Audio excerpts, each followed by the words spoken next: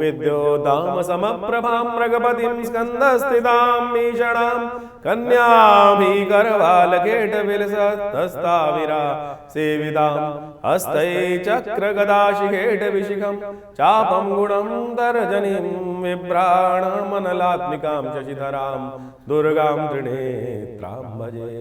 सर्वमंगलमांगल्ये शिवे सर्वार्थसाधिके शरण्ये त्र्यंबके गौरी नारायणी नमोस्तुते। नमस्कार, स्वागत है आपका आचार्य वाणी में। मैं आचार्य डॉक्टर विक्रमादित्य आपके साथ हूँ। आज का विषय हमारा है मिथुन राशि।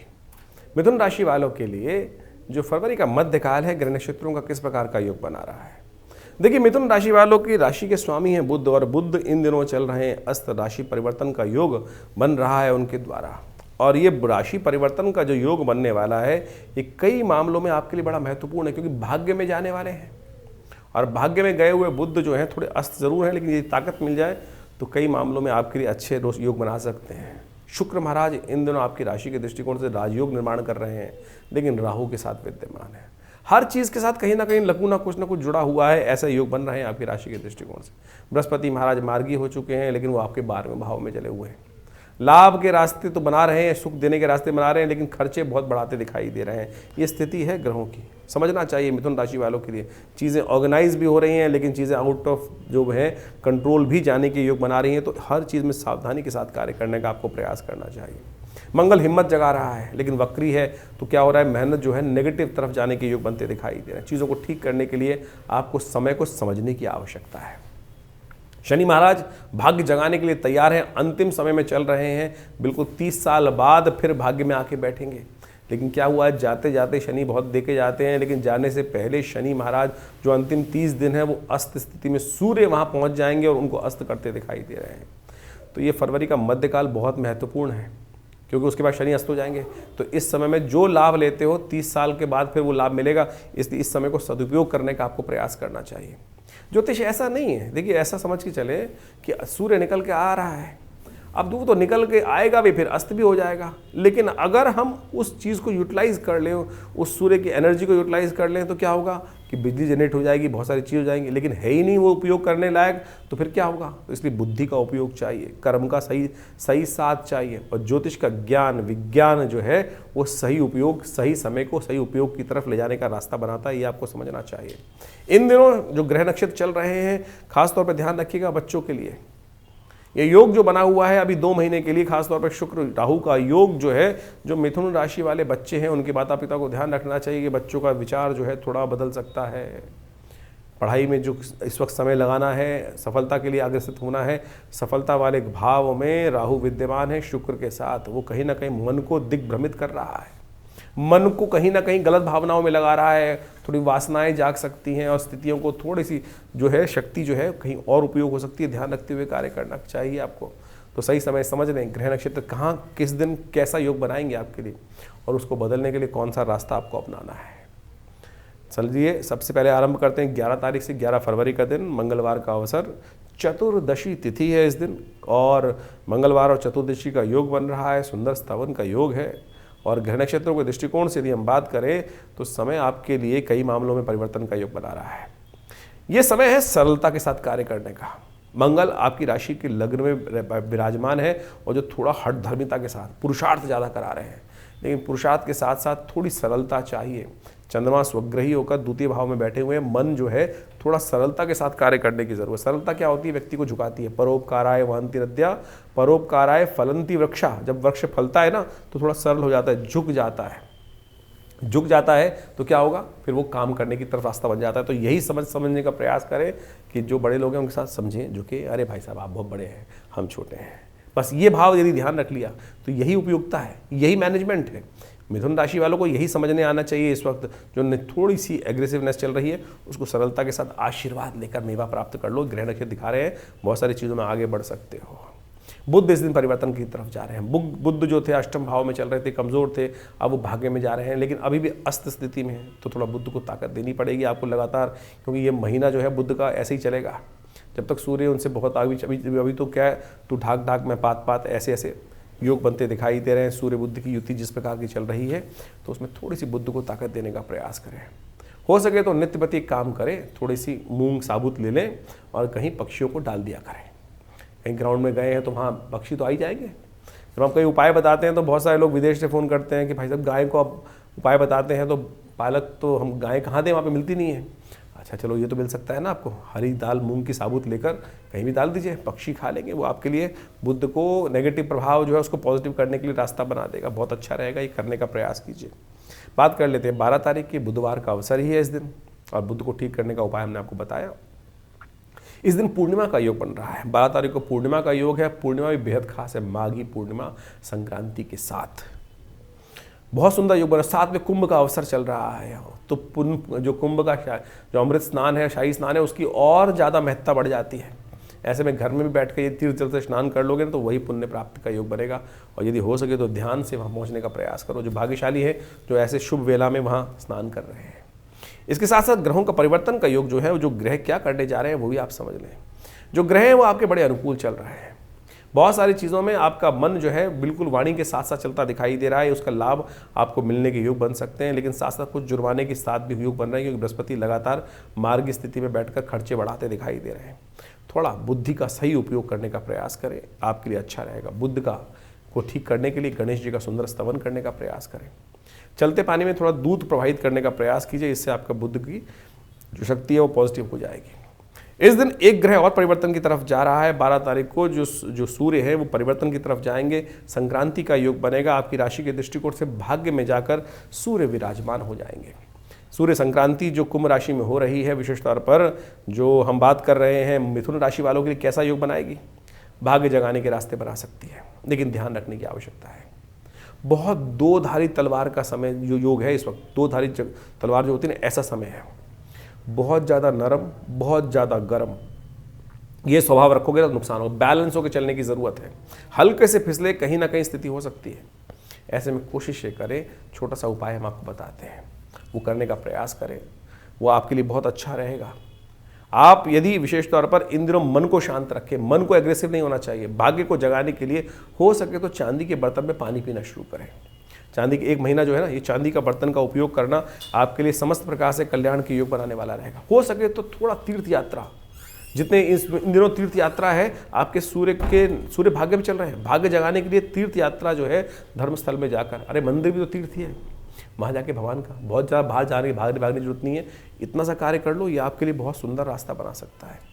ऐसे में सूर्य पूरी तरह से भाग्य जगाने को तैयार बैठे हैं। लेकिन एक समस्या है, सूर्य पुत्र के घर में गए हैं, शनि महाराज वहाँ विराजमान है, शनि को कर देंगे अस्त। जो शनि 30 साल बाद यहाँ आके बैठे थे और जाते जाते बहुत कुछ देने के योग बना रहे थे, तो ऐसे में एक काम आपको करना चाहिए, किसी भी धर्मस्थल में जाकर थोड़ा चांदी का दान करने का प्रयास करें, सफ़ेद पुष्पों को भगवान को अर्पित करने का प्रयास करें, ये आपके लिए बहुत अच्छा होगा। हो सके तो दूध का दान करने का प्रयास करें। नित्यपति भगवान सूर्य को थोड़ा सा एक काम किया करें, दूध से अर्घ दे दिया करें। ये उपाय करेंगे ना तो ये जाते हुए शनि को भी लाभ देने के पिता हैं, पुत्र का कल्याण ही चाहते हैं। लेकिन क्या होता है कि शनि महाराज तो थोड़े से रिपल्सिव ग्रह हैं और उनको समझ में नहीं आता, तो ऐसे में ये उपाय कर कर सूर्य के लिए आप बहुत सुंदर रास्ता बना सकते हैं। और बहुत ज़्यादा नरम, बहुत ज़्यादा गर्म मत रहेगा, इस बात का ध्यान रखते हुए कार्य करोगे तो बहुत अच्छा होगा आपके लिए। 1 महीने के लिए समय है, तो ऐसे में इस स्वभाव में होने वाली इन चीज़ों को परिवर्तन करने का रास्ता आपको बना लेना चाहिए। 13 तारीख के दिन बात करें, बृहस्पतिवार का अवसर, फागुन का महीना आरंभ हो रहा है, प्रतिपदा है, फागुन की पहली तिथि है कृष्ण पक्ष की, और ऐसे में ग्रह नक्षत्रों का योग भी बड़ा अच्छा बना हुआ है आपकी राशि के दृष्टिकोण से। यदि हम बात करें तो ये विशेषतः पुरुषार्थ बढ़ाने वाला समय चल रहा है, आगे बढ़ने वाला समय चल रहा है। और ऐसे में ग्रह नक्षत्रों के दृष्टिकोण से एक बात तो समझें कि क्योंकि संक्रांति का योग बन के चुका है, संक्रांति का पुण्य इस दिन रहेगा। संक्रांति जो सूर्य की जो गए हैं, बदले हैं, राशि बदले हैं, वो रात्रि में करीब करीब 10 बजे के आसपास बदले हैं, तो अगले दिन सूर्यास्त के बाद है, तो पुण्य इस दिन रहेगा। तो आपकी राशि मिथुन राशि वालों को क्या करना चाहिए इस दिन, अन्न का दान, सतनाजे का दान, और हो सके तो किसी विशेष तौर पर जो ग्रह नक्षत्रों के दृष्टिकोण को ठीक करने के लिए आपके लिए अच्छा ये रहेगा कि आप ऊनी वस्त्रों का दान करें। ऊनी वस्त्रों का दान करेंगे, ये आपके लिए बड़ा अच्छा रहेगा। सूर्य के प्रभाव को भाग्य से जगाने का रास्ता आप बना सकते हैं।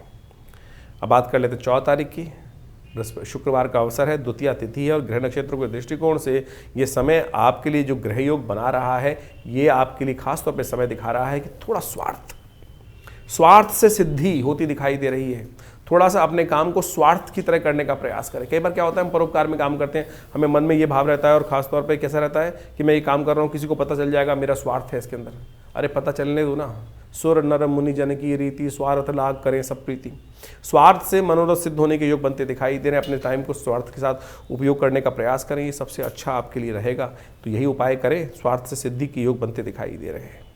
बात कर लेते हैं 15 तारीख की शनिवार का अवसर। तृतीया तिथि इस दिन विद्यमान है और ग्रह नक्षत्र परिवर्तन के लिए बड़ा सुंदर योग बनता दिखाई दे रहा है। 12वें भाव में बैठा हुआ बृहस्पति चंद्रमा को दृष्टि डाल रहा है चतुर्थ भाव में आके केतु के साथ चंद्रमा, और ये योग जो बन रहा है ये आपके लिए कहीं ना कहीं कई मामलों में लाभ के रास्ते खोल सकता है।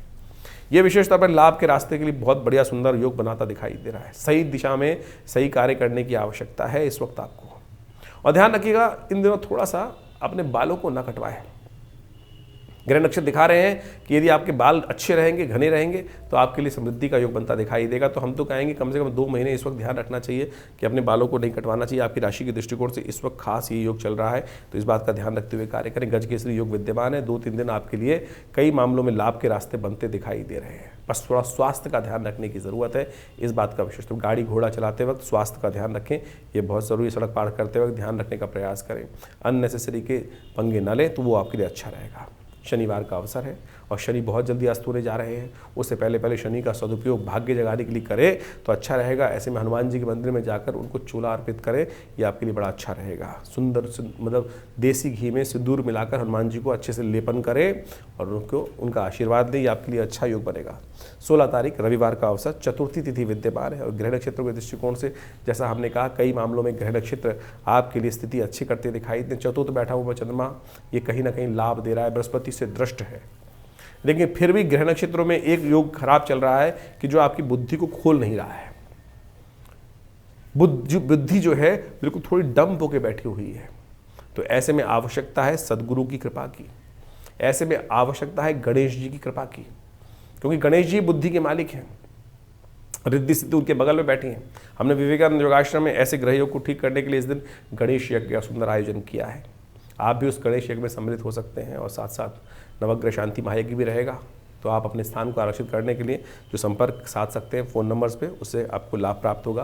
और आप आइए इस यज्ञ में, हमारे आश्रम पर नित्य प्रति 8 घंटे करीब यज्ञ होता है हर रोज़। आज भी आप भी उसमें सम्मिलित होंगे तो अच्छा रहेगा। ईश्वरी कृपा से भगवती का सुंदर शिव विग्रह विद्यमान है जो 1947 में पाकिस्तान मुल्तान से वो मूर्ति यहाँ आई और वो सुंदर रूप से प्रतिष्ठित है। आज उनका दर्शन कीजिए, भू कृपा से कल्याण होगा।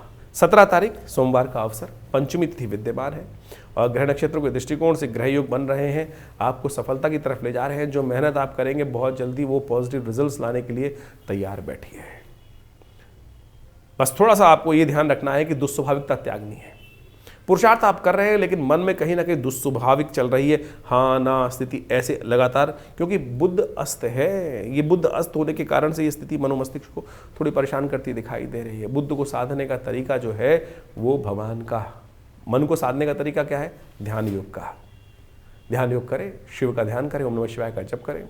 हो सके तो मानस पूजा शिव की करने का प्रयास करें। आत्मा तुम गिरजामती सहचरा प्राणा शरीरम ग्रहे पूजा ते विषयोग भोग रचना निद्रा समाधि स्थिति। तो इस प्रकार से भगवान शंकर का सुंदर स्तवन करते हुए उनका सुंदर मानसिक पूजन करने का प्रयास करें, आपके लिए अच्छा रहेगा। मन सधेगा क्योंकि बुद्धि जो है सधने रही है इस वक्त, तो उसको ध्यान रखने की ज़रूरत है। 18 तारीख मंगलवार का अवसर, षष्ठी तिथि विद्यमान है और गृह नक्षत्रों के दृष्टिकोण से जो योग बन गया है वो आपके लिए परिवर्तन का योग बन गया है। मेहनत का रिजल्ट लाने का फल मिल गया है। और बहुत बार क्या होता है, कई बार गृह नक्षत्रों के दृष्टिकोण से दुस्वाभाविकता रहती है, हम काम करेंगे तो कोई कुछ बोल देगा। अरे कुछ नहीं बोलने वाला कोई, जो टांग अड़ाने का प्रयास करेगा अपना नुकसान करेगा। गृह नक्षत्र इस प्रकार के बनकर आपके तैयार हैं। इस वक्त मंगल का सदुपयोग करने का प्रयास करें। बट मंगल जो है वो थोड़ा नेगेटिव चल रहा है, वक्री स्थिति में है, तो हनुमान चालीसा का पाठ करें। कहा गया है ना, और देवता चित्तन था नहीं हनुमत से ही, इस कलिकाल के लिए कहा गया है कि और देवता की आराधना करोगे पता नहीं सुनेंगे नहीं सुनेंगे। हनुमान जी अजर अमर है, हर जगह विद्यमान है। राम कथा का श्रवण करिए, सुनाइए, सुनिए और देखिए वहाँ अवश्य हनुमान जी ने सुंदर आशीर्वाद दिया। यत्र यत्र रघुनाथ कीर्तनम, जहाँ जहाँ रघुनाथ जी का कीर्तन होगा हनुमान जी वहाँ विद्यमान हो जाएंगे। तो सुंदर रूप से घर को ही ऐसा बनाइए ना, सुंदरकांड का हनुमान जी का सुंदर पाठ, रामायण का पाठ, भगवान का संकीर्तन करिए। हनुमान जी ने आशीर्वाद दिया है, वो हर जगह वहीं विद्यमान रहेंगे। 19 तारीख बुधवार का अवसर, सप्तमी तिथि विद्यमान है। ग्रह नक्षत्रों के दृष्टिकोण से यदि हम समझें, योग आपके लिए अनुकूल बना हुआ है। अभी तो शनि अस्त नहीं हुए हैं, सूर्य आपके भाग्य में जगाने के विराजमान हैं, लेकिन जो बुध हैं वो थोड़े आपके राशि के स्वामी जो हैं वो अस्त चल रहे हैं। तो बस उसको ध्यान रखने की ज़रूरत है। बुधवार का अवसर है, कोशिश करें सुंदर गणेश जी का स्तवन करके गणेश जी के मंदिर में जाकर पीले पुष्प उन्हें अर्पित करने का प्रयास करें। बुद्ध को ताकत मिलेगी तो चीज़ें आपके अनुरूप होने का योग बनाती दिखाई देगी। बुद्धि के स्वामी जो हैं भगवान गणेश, उनका स्तवन करें, उन्हीं का दिन है, वो आपके लिए अच्छे योग बनाते दिखाई दे रहे हैं। ग्रह अनुकूल चल रहे हैं बहुत मामलों में, हम कहेंगे 60% 70% ग्रह अच्छे अनुकूल बनते दिखाई दे रहे हैं आपके लिए। 20 तारीख का दिन ग्रह नक्षत्रों के दृष्टिकोण से परिवर्तन का दिन चल रहा है। चंद्रमा छठे भाव में चले जाएंगे। धन की चिंता नहीं, प्रथम सुख निरोगी काया। स्वास्थ्य का ओवर एग्जर्शन कहीं ना कहीं नुकसान करा सकता है। जितना आना है वो आएगा ही, उसकी कम होने की गुंजाइश नहीं है, लेकिन जाने खर्चे, स्वास्थ्य के खराब होने के योग, शत्रु थोड़े परेशान करने के योग बनाते दिखाई दे रहे हैं, उसका दर्शन करने की आवश्यकता है। कालाष्टमी है, दुष्टों का संहार करने का अवसर है। ऐसे में भगवान शंकर का सुंदर स्तवन करें, पार्वती जी के साथ उनका अभिषेक करें, उनका दूध से अभिषेक करें, कल्याण होगा, दुष्टों का संहार होगा। ज्योतिष की कालगणना जो है वो वास्तविक तौर पे आपके समय को किस प्रकार से आगे आने के योग बनने हैं वो सब आपको अवगत कराती है। और इस क्षेत्र के अंदर जीवन में हम समय परिवर्तन की तरफ जाता है और हम आपके समक्ष समय समय पर आपके ग्रहों के परिवर्तन को देखते हुए, आपकी कुंडलियों को देखते हुए, आपकी राशियों को देखते हुए सारी विवेचना यहाँ उपस्थित करने का प्रयास करते हैं। बहुत सारे लोग अपने प्रश्नों को व्हाट्सएप के माध्यम से भेजते रहते हैं और कई तो बहुत सारे लिखते भी हैं लोग। देखिए ज्योतिष जो है ना, उसमें व्यक्ति जो है हर जीवन में परिवर्तन का, अब जन्मपत्री पर पूरी रूप से संवाद के बाद यहाँ पर इस चैनल के माध्यम से कुछ विवेचना उपस्थित करना तो बड़ा मुश्किल कार्य है। राशियों के हिसाब से एक गोचर का दृष्टिकोण जो वास्तविक तौर पे जन्मपत्री जो है 12 खाकी की ही है, और जो 12 खाके हैं उनमें 12 राशियां पड़ी हैं। उन राशियों के हिसाब से यदि प्रत्यक्ष रूप से समझें तो इसका भी एक बहुत बड़ा प्रत्यक्ष प्रमाण है, औचित्य है, अनौचित्य नहीं है।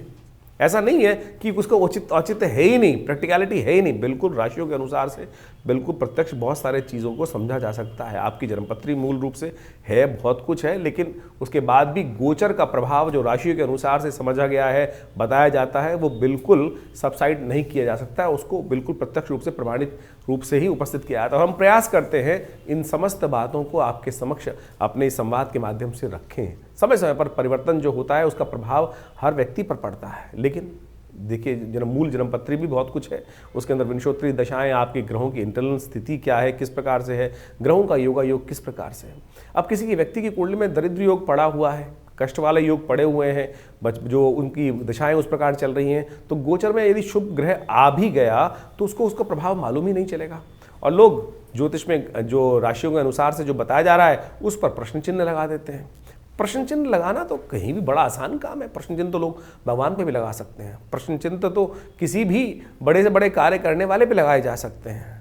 तो हमारा आपके समक्ष एक सीधी सीधा वार्तालाप में यही बात कर रहे हैं कि ज्योतिष को प्रत्यक्ष रूप से समझने का प्रयास करें, और जितना सूक्ष्म जाएंगे, जितना ज़्यादा गहन अध्ययन के साथ उसमें डूबेंगे, तो प्रत्यक्ष हर चीज़ सामने सही सही रूप में आपकी समझ में आनी शुरू हो जाएगी।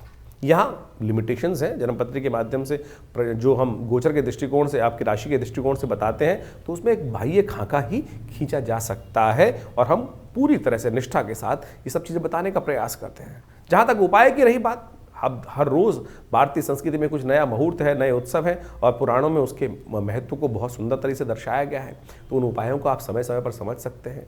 लेकिन आज उपायों के नाम पर बहुत सारे लोग क्या है, केवल पैसे खर्च कराने के काम पे ही लग जाते हैं। बहुत सारे कुछ बड़े बड़े अनुष्ठानों में चले जाते हैं, कुछ हज़ारों रुपये खर्च करने की बात की जाती है, कोई नग धारण करने की तरफ चले जाते हैं। तो हम इन बात को समझें कि वो भी गलत नहीं है। अनुष्ठान बिल्कुल, पूजा मंत्र का जप बिल्कुल प्रत्यक्ष है, साथ साथ बिल्कुल प्रत्यक्ष कार्य करता है, असंभव का को संभव करके दिखा सकता है। नग भी इस प्रकार से असंभव को संभव करके दिखा सकते हैं, लेकिन वो वास्तविक तौर पे सही तो हो क्या? प्रकृति के अनुसार से इतनी बड़ी बड़ी माइंस हैं, उनमें पन्ना निकलता है, हीरा निकलता है, कितनी खोदने पर कुछ ही रत्न प्राप्त होते हैं। ऐसा नहीं है कि कोयले की तरह पूरा का पूरा ट्रक भर के उन रत्नों को निकाल लिया जा रहा है और वो पूरे पूरे। तो आज इस पर प्रश्न चिन्ह है, इसीलिए हम ज़्यादातर अपने कार्यक्रम के माध्यम से नगों पर प्रश्न इसलिए उपस्थित कर देते हैं कि भाई क्या वो असली मिल रहे हैं, और जो चीज़ें सीधे तरह से कर्म के द्वारा, आपके अनुष्ठान के द्वारा परमात्मा का स्मरण कर कर बहुत सीधे सीधे शास्त्र में जो चीज़ें वर्णित हैं उनके अनुसार से आप समझने का प्रयास करेंगे तो अच्छे से अपने मति भ्रम को दूर कर सकते हैं। और बाकी रही जिनकी विवेचना करने की बात है, जिनको प्रश्न चिन्ह लगाना है, वो लगाते रहेंगे, उनको कोई रोक नहीं सकता है। तो आप सीधी तरह से जिसको जाकी रही भावना जैसी।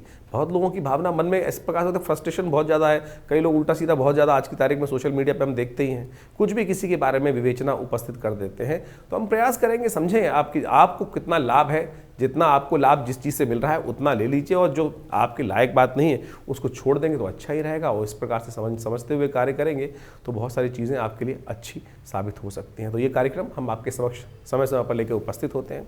बहुत सारे लोग कई बार व्हाट्सएप पे या चैनल के माध्यम से ये भी लिख देते हैं कि आप आश्रम में बहुत ज़्यादा गतिविधि जो होती हैं उनके बारे में पब्लिसिटी करते हैं। अरे होती हैं तो बताते हैं मेरे भाई। आश्रम में हम जो व्यवस्थाएं करते हैं किसी से कोई पैसे नहीं लेते हैं। हमारे आश्रम पे यज्ञ होता है तो उसमें आप आके स्वयं बैठ सकते हैं, कोई चार्जेस नहीं है उसका। नवरात्र के यज्ञ होते हैं उसमें भी बैठ सकते हैं। सुंदरकांड का पाठ महीने में होता है इतने। बाकी सब लोग जहाँ संस्थान जहाँ चल रहे हैं वहाँ ना पूजा बहुत हो रही है ना कुछ हो रहा है। किस प्रकार से? केवल हमारे यहाँ प्रत्यक्ष रूप से होता है, और प्रत्यक्षम किम प्रमाणम, आप जिनको बैठना है आप आके बैठें। हमारे यहाँ तो सामग्री इत्यादि भंडारे इत्यादि की उसकी भी किसी से दक्षिणा नहीं ली जाती है। तो मेरा इसमें आप सब लोगों से अनुनय विनय के साथ है कि हमारा ये संस्थान लगातार कई वर्षों से 70 वर्षों से 60 वर्षों से कार्य कर रहा है और परमात्मा भजन में लगा हुआ है, सत्य को सामने लाने के लिए लगा हुआ है। तो इसलिए आप पवित्र हृदय के साथ हमारे इस कार्यक्रम के साथ जुड़े हैं तो उसके साथ जुड़े रहेंगे तो अच्छा ही होगा। परमात्मा का स्मरण होगा, भगवान का नाम जप होगा, और बाकी संस्थान तो बहुत सारे कार्य कर ही रहा है। हमारा विवेकानंद योगाश्रम पिछले करीब 60-70 सालों से लगातार लोग सेवा, हॉस्पिटल, जन सेवा, भंडारे, हज़ारों भंडारे हम साल में करते ही हैं। तो आप भी उनके साथ जुड़ेंगे तो लाभ होगा। धन्यवाद, नमस्कार।